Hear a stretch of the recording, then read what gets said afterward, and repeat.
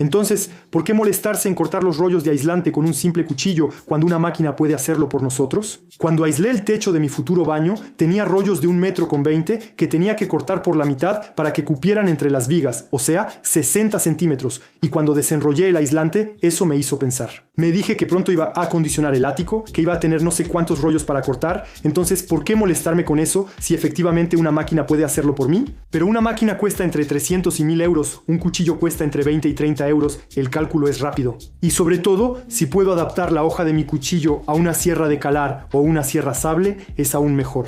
Entonces, sierra sable, sierra de calar con cable o a batería, no importa, recuperas una hoja, cortas el mango del cuchillo, colocas la hoja de la sierra sable o de la sierra de calar sobre la hoja del cuchillo, haces el trazo, cortas, pones el mango y funciona perfecto. Entonces, ¿habría otra alternativa? Si no quieres molestarte en trazar y cortar, sería cortar la parte de enganche de la hoja de la sierra de calar. Sierra de calar o sierra sable y hacer una soldadura en la hoja del cuchillo. Y ahí te aseguras de que la fijación quede segura. Yo logré cortarla limpiamente, funciona, va perfecto.